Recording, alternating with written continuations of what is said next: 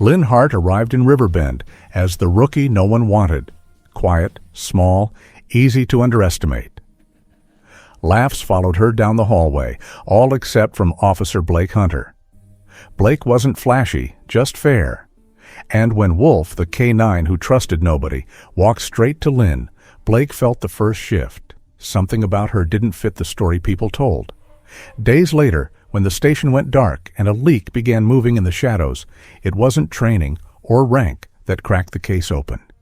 It was Blake's simple kindness, the choice to believe the one person everyone else ignored. If you're ready for a story where decency exposes corruption, hit subscribe and stay with us. You'll want to see how this ends. Rain drifted over Riverbend like a quiet veil, softening the edges of the morning and leaving the world smelling of wet asphalt and pine. Lynn Hart arrived just after sunrise, stepping into the lobby with the stillness of someone used to entering rooms unnoticed. She was small, maybe mid-30s, her long black hair tied low, her uniform crisp and almost too neat for a rookie. Her voice, when she introduced herself to the desk sergeant, was low and even, without tremor, without pride. The kind of voice that didn't ask for space but somehow created it. A few officers paused, looked her over, then moved on with a smirk that was older than she was. Riverbend had seen its share of new recruits, bright, loud, uncertain. Lynn was none of those things, and in the easy cruelty of the morning shift, her quietness made her a perfect target. Someone joked she might struggle to lift a standard-issue vest. Someone else added she looked like she belonged in an office, not a patrol car. She nodded politely, taking each barb as if she had expected them long before they arrived. Blake Hunter watched from the hallway, leaning against the scarred wooden frame, his Navy patrol shirt darker where the rain had touched it. At 40, with sun-browned skin and shoulders built from long miles of night patrol, he had learned not to jump to conclusions about people. The world was rarely what it claimed to be. He studied her gently, the way a man who'd seen too much avoids judging too quickly. There was a steadiness in her posture, not stiff, not timid, but refined, like a muscle memory shaped by places she didn't talk about. Blake didn't know what to make of it. But Wolf noticed before he did. Wolf trotted in from the corridor, a mature German shepherd with thick silver-gray fur along his back and a cautious, deliberate gait. He was known at the station for many things: temperamental, brilliant, selective. Wolf hardly ever approached strangers, especially rookies. But that morning he halted midway through the lobby, sniffed the air, and walked straight toward Lynn. His steps were soft, almost respectful. He stopped at her side, close enough that their shoulders nearly brushed. Lynn's hand didn't rise to pet him. She simply stood still, letting him choose the silence. That was when Blake straightened, because Wolf had only ever done that once before, with a soldier who had returned carrying more ghosts than belongings. Blake's chest tightened with a feeling he couldn't name. Something about the way Lynn's breathing stayed even, the way her hands didn't flinch, the way Wolf settled at her heel. None of it matched the image of a brand-new recruit. The officers nearby fell quiet. Even their laughter felt suddenly out of place. Blake took a slow breath, the rain tapping against the windows like an old friend. He didn't know who Lynn Hart really was, or what roads had shaped her into this quiet, steady presence. But he knew Wolf didn't make mistakes.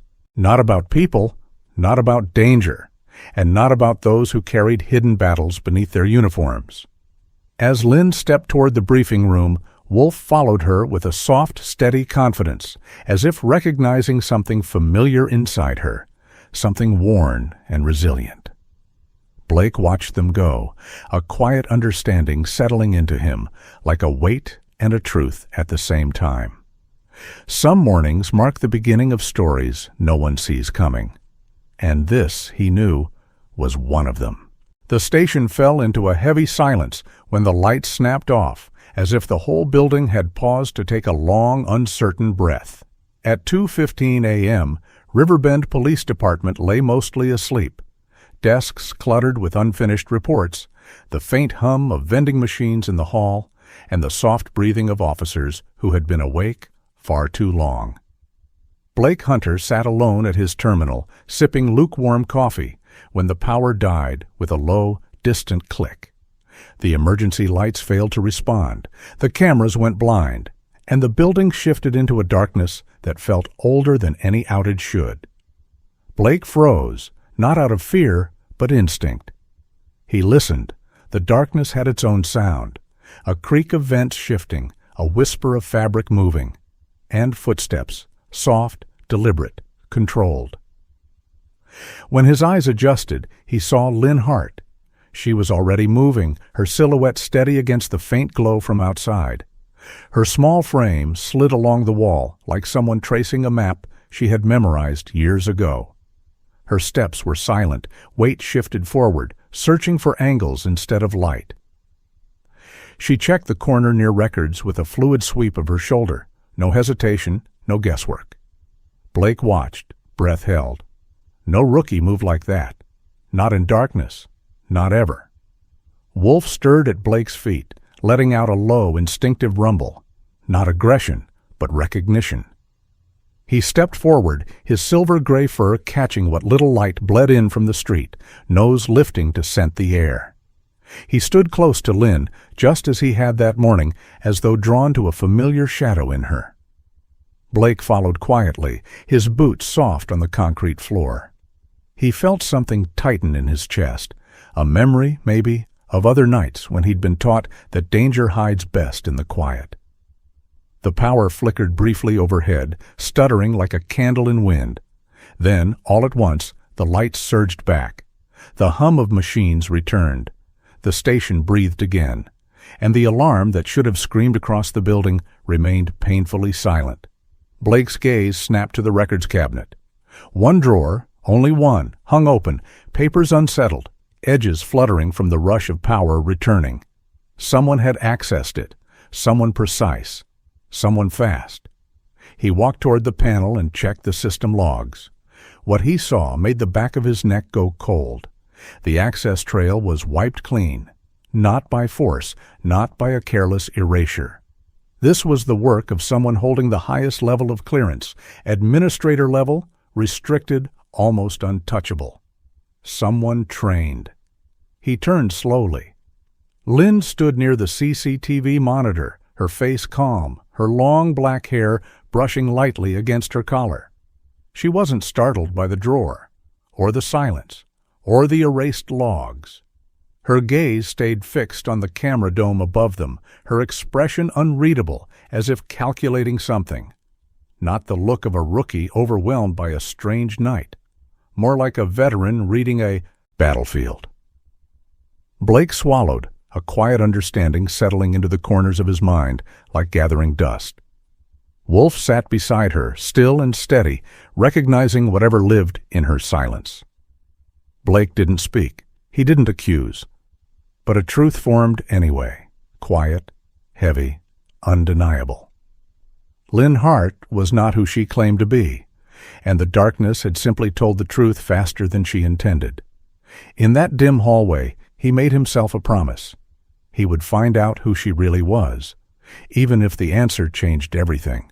Morning light filtered weakly through the station windows, pale and uncertain, as if afraid to touch the tension gathering in the briefing room. Captain Miles Rowan stood at the front with the rigid posture of a man who had spent too many years guarding his authority.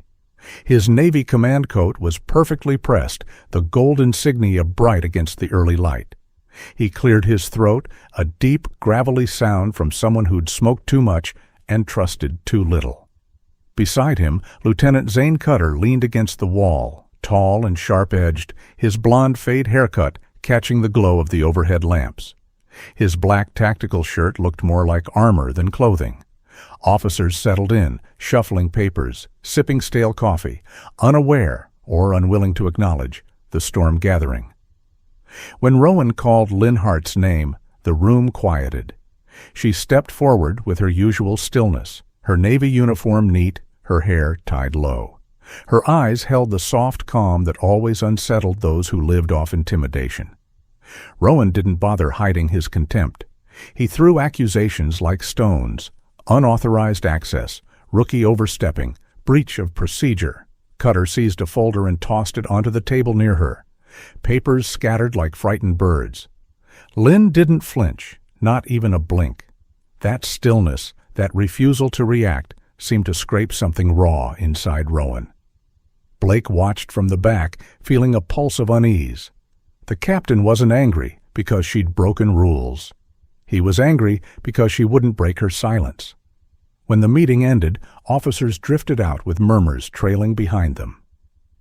Blake stayed a moment longer, his jaw tight. Wolf nudged his leg, silver-gray fur brushing against Blake's pants, urging him down the hallway. The dog never wandered without reason. Blake followed him past the evidence room's dim doorway. The smell of dust and metal hung in the air, a scent he had always associated with old cases and older mistakes. Then Wolf stopped, nose lowered to the floor. Blake saw it. A torn fragment of a tactical glove tucked near a shelf. Black, thick, federal-grade material. Not standard issue. Not from anyone on their payroll. And beside it, the faint imprint of a boot tread he didn't recognize. Someone had been here during the outage. Someone trained. Blake felt the weight of the night settle deeper in his chest. Behind him, the building hummed with everyday noise, phones, printers, idle chatter. But none of it reached him fully. Wolf's soft growl confirmed what he feared. The darkness had not been an accident. Then he sensed her before he heard her. Lynn stood a few feet away, her presence quiet but unmistakable. She didn't step closer. She didn't touch anything. She simply looked at the glove fragment, then at Blake. Her voice, when it came, was low, steady enough to sound almost gentle, but sharp enough to cut through air. "You shouldn't stand alone in this wing. Officer." It wasn't worry, not exactly. It wasn't warning either. It was something in between, an instinct shaped by years of walking into danger first. Blake held her gaze for a long breath, the distance between them filled with unspoken truths neither was ready to name. Outside, the morning brightened, indifferent to the fear moving quietly through the hallways. Blake exhaled, slow and heavy. Wolf settled at their side, and Blake made another silent promise, to protect the truth, whatever it might cost. The warehouse smelled of rust and cold air, the kind that settles in the lungs and forces a man to breathe slower. Blake Hunter could feel sweat gathering under his collar despite the night chill. The team moved in a tight formation, their boots brushing against broken concrete, their flashlights cutting thin lines through the dark. It was supposed to be a clean raid, quick, silent, efficient. But Blake knew something was wrong the moment they stepped inside. Cartel hideouts were never this quiet. Captain Rowan's orders echoed faintly in Blake's mind, sharp and impatient, but out here, the only rules that mattered were the ones whispered by instinct. And instinct told Blake this place had been waiting for them. Wolf's silver-gray fur bristled as he walked beside him, nose twitching, breath steady. The dog sensed it too, the faint tremor of danger buried beneath stillness. Blake wiped his brow, steadying his rifle. The air thickened. Somewhere, metal shifted. Someone knew they were coming. The ambush came like the snap of a breaking bone, fast, unseen, merciless. A shot cracked from above, ricocheting off a steel beam near Blake's shoulder. He ducked behind a pallet, heart hammering, ears ringing with the raw violence of the moment. Dust rained from the ceiling. Another shot, closer this time. He leaned out just enough to see a silhouette on the mezzanine, rifle aimed directly at him. There was no time to shout, no time to breathe. But before the gunman could fire, a second blast split the dark. Clean, precise, unhesitating. The cartel shooter collapsed forward, metal railing groaning under his weight. Blake blinked, chest heaving. Lynn Hart stepped out from the shadows behind a stack of crates, her small frame steady, her breathing calm. She didn't look like someone who had just saved a man's life. She looked like someone who had done this 100 times before. For a heartbeat, Blake forgot the chaos around them. She wasn't supposed to be anywhere near the front line. Yet here she was, appearing from a dead angle, moving with the kind of muscle memory carved from years of training. Not months, not weeks. Years. When the building finally settled into an uneasy quiet, Blake approached her slowly. He reached forward to check if she was injured, and her uniform caught on a jagged metal shard. The fabric pulled back just enough to reveal a long, pale scar across her side. Deep, narrow, the unmistakable mark of a bullet that had once torn through flesh. Not the kind rookies brought into the force. Not the kind anyone survived without knowing darkness intimately. Before Blake could speak, Wolf lifted his head, nose turning sharply. He moved with purpose, sniffing the air until he reached the open bay door. Then he followed a faint trail of gunpowder, weaving past broken crates and cement pillars. He stopped at a quiet corner of the loading dock, right beside the black sedan belonging to Lieutenant Zane Cutter. Blake felt a coldness settle in his bones. Gunpowder clung to the car like a whisper of betrayal. Lynn stood beside him, her eyes lowered, but her posture unshaken. In the soft glow of the street lamp, Blake realized that what he feared was true. There were secrets in this department, and Cutter was no longer just a bully in uniform. He was something far more dangerous. Rain tapped softly against the station windows, steady and patient, like an old friend reminding the building of all its forgotten truths. Captain Rowan's voice cut through the hallway with the sharpness of metal scraping stone. He stood tall in the dim glow of the overhead lights, his command coat immaculate, his jaw tense. Two officers flanked him, young men with stiff shoulders and uncertain eyes, while Lynn Hart stood in front of them, her hands calm at her sides, her breath steady. Cutter lounged nearby with a crooked grin on his face, arms crossed, black tactical shirt clinging to his lean frame. "Tan bin ngimin kon hon ngoy kach," he muttered, tossing the words like broken glass. Rowan announced the charge, unauthorized access of sensitive internal data, and though his tone was authoritative, there was a strain beneath it, a fear he could not hide from those who knew how to listen. The cuffs clicked around Lynn's wrists with a cold finality. Her sleeve shifted, revealing a faint, faded tattoo along her forearm, a Federal Tactical Unit insignia blurred by careful medical work. Not decoration, not something earned lightly. Blake felt his chest tighten. Veterans carried their stories under the skin. And Lynn's story, whatever it was, breathed quietly beneath that worn tattoo. The room smelled of damp wool and old paperwork, the familiar scent of a building that had held too many secrets. Blake stood motionless as Rowan ordered Lynn to be taken downstairs for holding. She walked past him with a soft, near imperceptible nod, an acknowledgement, a goodbye, or maybe a warning.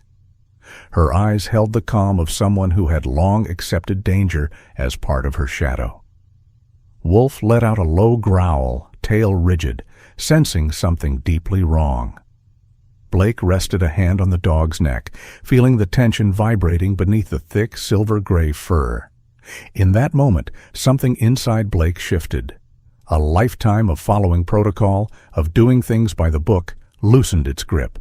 The station felt colder, the walls too narrow, the air too stale. Lynn wasn't what Rowan claimed she was, and Blake knew it. Wolf nudged him, urging him away from the holding cells and down the corridor that smelled of toner, dust, and ink. The dog's instincts were rarely wrong. They stopped at Rowan's office door. The hallway was empty, quiet as a church at midnight. Blake hesitated only once before turning the handle. Inside, the air felt different, thicker, as if the room itself was holding its breath. Wolf immediately circled the desk, nose twitching. Blake scanned the cluttered surface, piled reports, pens scattered, the faint smell of Rowan's cologne. Then Wolf's paw struck the side of the office printer. A click. The front panel loosened. Blake pulled it open and found a small USB drive wedged behind the paper tray, its casing scratched from careless handling. Nearby, tucked between folders, lay several scanned documents, ledger pages stamped, with cartel markings, names he recognized from past arrests, times and dates that matched deleted logs. He flipped through them slowly, the truth unraveling like worn thread. The logs from the night of the outage, the missing signatures, the matching timestamps. Rowan had been feeding cartel intelligence, selling them the routes, exposing his own people to ambush. Blake felt the weight of the betrayal settle in his bones. Outside, Wolf pressed his head gently against Blake's knee, grounding him in a moment heavy with truth. Blake closed his eyes, breathed once, and made himself a quiet, steady promise. He would not let this truth die in the dark. A faint red glow pulsed along the hallway walls, the color soft and tired, like the last ember in a dying fire. Blake walked with quiet, steady steps toward the holding wing, each footfall echoing in his chest more than in the dim corridor. The building felt strangely empty at this hour, papers forgotten on desks, chairs slightly turned as if abandoned mid-thought, the air holding the faint scent of old coffee and rain-damp uniforms. Wolf padded beside him, silver-gray fur brushing Blake's leg with each silent stride. The dog had sensed it first, the wrongness of Lynn's arrest, the fear behind Rowan's stern facade, the betrayal lingering in the small details only animals catch. When Blake reached the holding room, he paused, letting one long breath settle his conscience.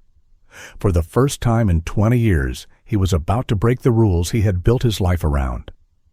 The metal door yielded with a soft click beneath his hand. Inside, Lynn sat on the bench, hands folded neatly, posture calm as if she had been expecting him. Her navy uniform looked smaller under the harsh fluorescent lights, her face pale with exhaustion, but still composed. Blake held out the small hard drive he'd taken from Rowan's printer. "You need to see this?" he said, voice low and steady, the voice of a man who had finally chosen a side. Lynn rose without hesitation. Her wrists bore faint red marks from the cuffs, but her movements were precise, controlled. Blake plugged the hard drive into the station computer, the old machine humming like a tired animal. The initial interface appeared. Standard police software, simple and unthreatening. But Lynn's fingers moved with the certainty of someone who carried codes in her bones. She typed a long string of characters, slow, deliberate, as if unlocking a door she had once vowed not to open again. Then the screen flickered. The police interface dissolved into a stark black command panel. A federal emblem rose on the screen with a quiet electronic sigh. "Federal Special Operations Division," Blake whispered, breath turning shallow. Lynn looked at him fully then, her dark hair brushing her cheek, her eyes holding a stillness that felt older than anything she had shown before. "I am Special Agent Lynn Hart," she said softly. "I was sent here to locate the leak inside this department. And you, Blake." She drew a breath, the words heavy with truth. "You just became the only person I can trust." The moment hung between them like a fragile bridge, built in the quiet of everything they had survived so far. Then the emergency lights blazed red, flooding the room with a violent pulse. Wolf barked sharply, alert and ready. The ground vibrated with the heavy rhythm of boots, a squad's worth, moving fast, trained, purposeful. Shouts echoed from the stairwell. Blake turned, expecting officers, expecting Rowan's retaliation. But what stormed through the doors was something else entirely. Men in dark, federal tactical jackets, gray armor, heavy gear, formed a sharp line. Leading them was a tall man in his early 50s, cropped gray hair, a worn but disciplined face, and boots that spoke of decades in the field. Commander Reed Morgan. His voice, deep and steady, carried authority tempered with old scars. "Agent Hart," he said, standing at attention. Then he saluted. Every federal agent in the room followed suit. The building fell into a silence so complete It felt like time itself had paused. Officers from Riverbend stared, unable to move, unable to breathe, as the truth settled across the room. Lynn Hart was not a rookie. She was the highest-trained operative among them, and she had been alone until now. Wind pushed through the alleyways around the station, carrying the sharp scent of rain-soaked concrete and the restless breath of a night not yet finished. The moment the federal team filled the lobby, Captain Miles Rowan's mask cracked. Blake saw it, the quick flare of panic in the man's aging eyes, the stiff tremor in his jaw, the way his freshly pressed command coat seemed suddenly too tight across his broad shoulders. Rowan didn't wait for explanations or questions. He bolted, shoving past two stunned officers, his boots slapping against the floor with the uneven rhythm of a man fleeing his own past. Lieutenant Zane Cutter followed with wild desperation, his black tactical gear moving like shadows around him. He spun and fired erratic shots toward the federal line, not to win, but to buy Rowan time. The bullets sparked against concrete, harsh and bright like brief, angry stars. Wolf leapt forward, muscles coiling beneath his silver-gray fur, and struck Cutter with the force of something primal and justified. Cutter hit the ground hard, arms pinned, breath driven out of him in a single broken gasp. Blake didn't stop long enough to watch him fall. He was already chasing Rowan into the dim corridors that led to the underground garage. The garage was cold, smelling of oil, old tires, and the stale exhaust of forgotten patrol cars. Rowan stumbled between parked vehicles, the red emergency lights flickering across his face, carving deep shadows along the lines of age and guilt. Blake slowed his pace, approaching with the quiet steadiness of a man who had learned long ago not to corner wounded animals. Rowan spun, rage twisting his features, the years of command hardening into something brittle. "She's not one of you," he shouted, voice cracking under strain. "She'll break everything we built." His hands shook as he raised his service weapon, the barrel quivering like a confession he could no longer contain. Blake stood still, breath calm, his voice low and honest. "The only thing she's breaking," he said, "is your lies." Rowan's face contorted, not just with anger, but with fear, the fear of a man who had spent too many years feeding shadows and now found himself swallowed by them. He stepped back, shoes scraping against the concrete. The gun wavered. The years caught up to him. A soft breath of air moved behind Rowan before he sensed her. Lynn Hart emerged from the darkness like a quiet truth stepping into light, small, steady, her Navy uniform catching the faint glimmer of emergency red. Commander Morgan and two federal agents followed, their movements precise, their expressions unreadable. Lynn held a folded document in her hands, a federal arrest warrant, its seal catching the dim light. She didn't raise her voice. She didn't need to. "Captain Miles Rowan," she said gently, "you are under federal arrest for obstruction, collusion, and intelligence trafficking." The calm in her tone broke something in him more surely than any shouted order could. Rowan's weapon dipped, his breath shook, and for the first time that night he looked less like a villain and more like a tired old man who had finally run out of places to hide. The sound of handcuffs closing echoed through the garage, clean, final, almost merciful. As the door swung shut on him, Blake stood by Wolf's side, watching the truth settle like dust in the red light. All secrets at last had come into the open. Sunrise came slowly to Riverbend, slipping through the thinning clouds with a soft, forgiving light, as if the sky itself wished to bless the town with a gentler beginning. The station, once thick with suspicion and unrest, felt strangely open that morning. Doors stood wide, papers were stacked neatly, conversations were hushed but no longer afraid. Captain Miles Rowan and Lieutenant Zane Cutter were escorted out before dawn, two silhouettes moving quietly between federal agents, their footsteps swallowed by the calm of a world no longer bending to their deceit. No one spoke. Even the air carried a kind of respectful silence for the damage they had done and for the long road of healing that would follow.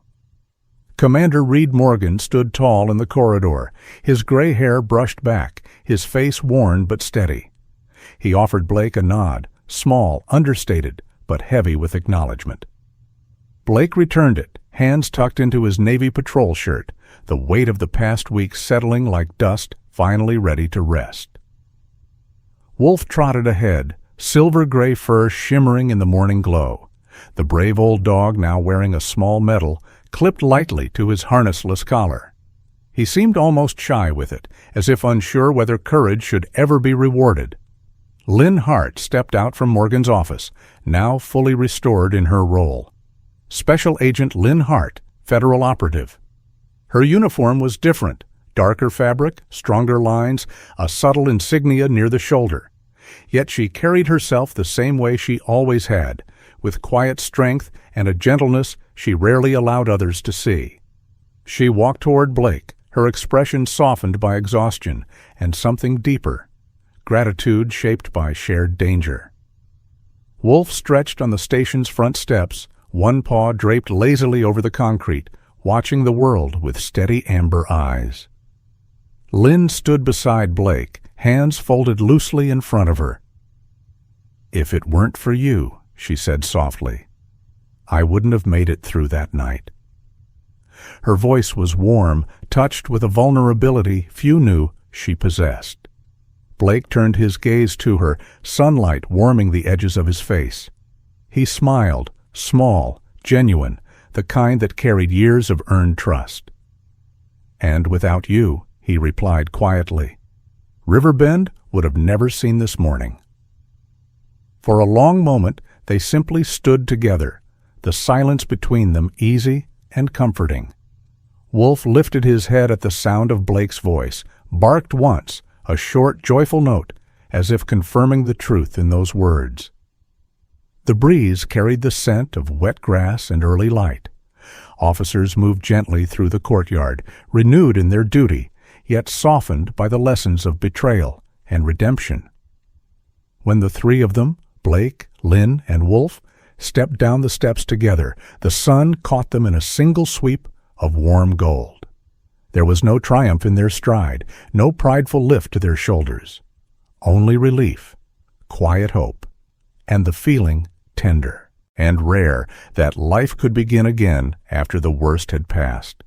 The day opened before them like a new page, clean and patient, and Riverbend, for the first time in a long while, felt like a place worth fighting for. Before you judge someone by their size, their silence, or the rumors around them, remember this: truth often hides in the people the world overlooks. Lynn Hart walked into Riverbend as a nobody, but it was Blake Hunter's quiet integrity that saw her worth before anyone else did. His belief didn't just save her name, it saved an entire town. Let this story remind you that integrity matters, kindness matters, and the person you dismiss today may be the one who carries the truth tomorrow. If this touched you, share it with someone who needs hope and tell us where you're watching from.